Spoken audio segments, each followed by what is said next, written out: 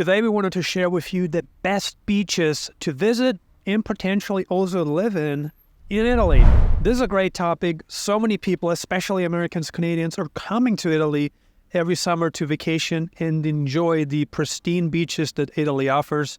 And we talked about this before. Italy got beautiful coastline, right? Everywhere. The islands, the peninsula. And so I wanted to get an insider's perspective, and I have Susanna with me. Susanna, please tell us, where would you say are the best beaches in Italy and on the peninsula than the islands, and where you would say here it's maybe more crowded, less crowded, because people have different preferences, right? Right. If you can please tell us. So, wow, that's a really good question, but also it will take a little bit of time to answer this just because there are so many, as we have had a chance to mention before. Italy has a huge coastline, and the good thing about it is that all bits of this coastline are very well curated. So all of them potentially offer a good option for a summer stay, let's say. I would start by saying that I think all of the people watching know that there are so many, touristic places, but they're also very beautiful aside from being very touristic. So you might want to consider visiting some of these places more outside, so not in the, high peak season, so in the lower season. So these places that I'm talking about are definitely the Amalfi Coast. Everyone knows the Amalfi Coast. It's located southern from Rome in the Naples area. And it's a beautiful coastline with a lot of different small towns that overlook the sea. It's beautiful. The food is amazing there just because you have that southern tradition, like Napoli tradition for the cuisine and the pizza. It's amazing, but it gets super, super crowded, especially during July and August. People that have been there recently, they told me that it gets crowded pretty much all year round. Just you might have to find the weekend to go there, or like you can go there, throughout the week and maybe you can find it less crowded. But it does tend to get crowded, although it is very beautiful, and I would say that you might want to have a look at it once in your lifetime. Everyone knows of the Cinque Terre, which is like also a beautiful set of Italian small towns, very small village, let's say, that overlook the ocean in the northern part of Italy. And that also gets quite crowded, although I've been there like a couple of years ago, and it wasn't that crowded, it was like really doable. So that's just to compare and say that not everywhere that they tell you is going to be crowded, it actually is going to be, right? You might want to find an option that is supposedly very crowded, but then you end up going there off-peak because you happen to live in Italy and you find it very doable, very easygoing. Like, if those things are not for you, I would say that you want to focus in some areas that are not as touristy, but also offers the most beautiful beach and the most beautiful sea you might experience in Italy. Some of these areas, to me personally, are Calabria. Calabria is a really big region that has a lot of traditions, and it's in the south of Italy, just next to Basilicata and lower to Campania, that is the region of Naples, which is really well known. Calabria is less well known, is as more of someone that locals know, but it offers amazing beaches. And there is this coastline that is called Tropea. It's amazing. They have the best food, the best people. They're so welcoming.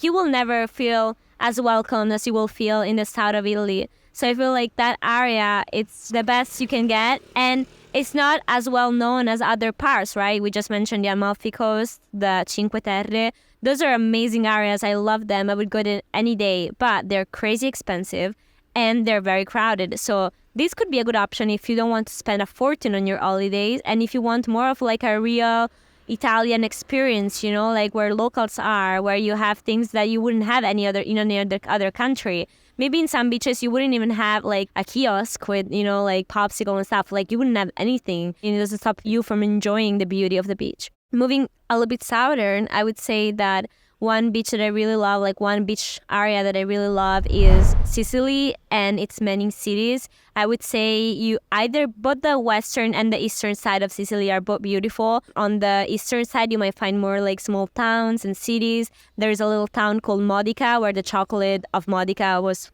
invented and produced and still is. Or there is a really nice city that is called Bronte, where pistachios are actually made and they're famous worldwide. So that's more the vibe that you're looking for in the eastern part of Sicily.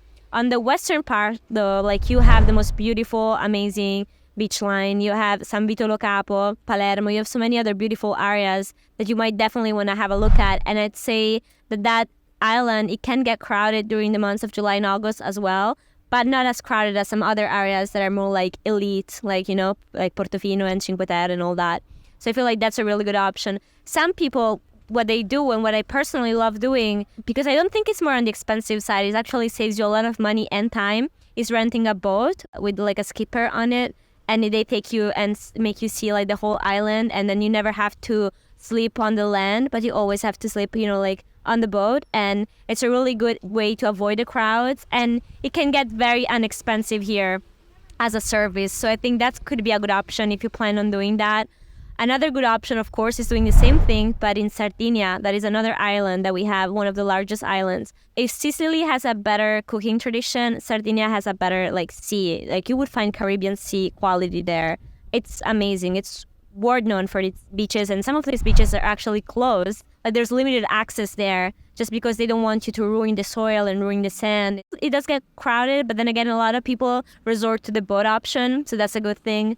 And yeah, I think we covered pretty much all the beautiful beaches, although there are so many other unexplored beaches you can find. Like for instance, there is this long region. You would notice it because if you look at the Italian booth, the hill is this region and it's called Puglia. Aside from having the most amazing food, keep in mind that all the food you will find in the south of Italy is the best food you will ever have in your life, and you will come home wherever your home is and be like, I've never eaten so well from when I was in the south of Italy.